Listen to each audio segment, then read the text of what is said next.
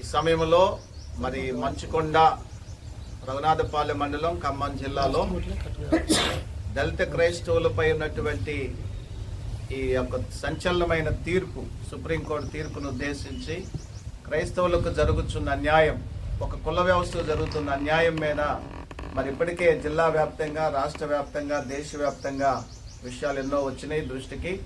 అయితే ఈరోజు అందులో భాగంగా మరి మంచుకొండలో కూడా డానియల్ అయ్య గారు దళితులపై జరుగుతున్న, దళిత క్రిస్టియన్స్ పై జరుగుతున్న అన్యాయము, వివక్షణ గురించి ఒక మంచి రౌండ్ టేబుల్ సమావేశం ఏర్పాటు చేయగా మరి ఇందులో బిషప్లు, పెద్దలు, మండల ప్రెసిడెంట్లు, జిల్లా నాయకులు చేరి వచ్చి దీంట్లో అనేక వారి వాయిస్ వినిపిస్తూ వచ్చారు.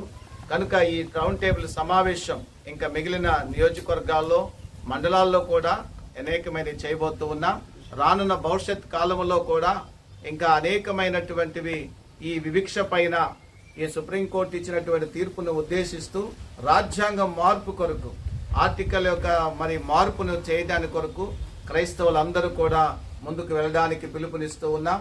దళితులని అణిచివేయడానికి, క్రైస్తవ్యాన్ని అణిచివేయడానికి జరుగుతున్న కుట్రలో ఈ భాగంగా అన్ని రకాల మతాలు, కులాలు మరి క్రైస్తవ మతాన్ని చిన్నచూపు చూస్తున్నారు, అణిచివేయడానికి ప్రయత్నాలు చేస్తున్నారనే ఉద్దేశంతో వారు చేస్తున్న వాటిని మరి పునరుద్ధరించి గట్టిగా వ్యతిరేకించి మరి అందరూ కూడా ఏకమవడానికి సిద్ధమవుతా ఉన్నారు.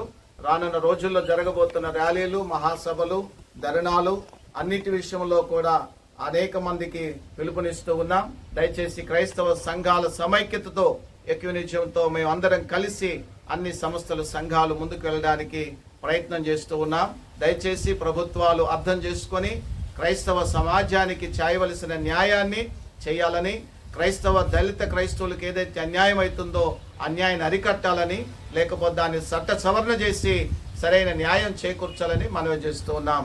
థ్యాంక్ యూ అండి.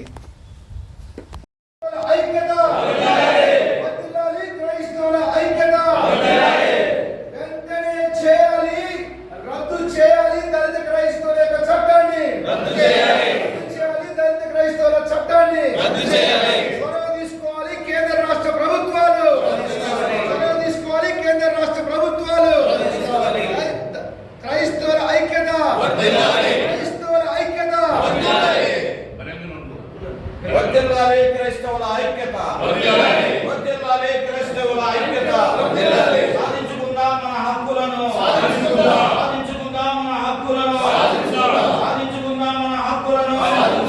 వర్ధిల్లాలి క్రైస్తవుల ఐక్యత.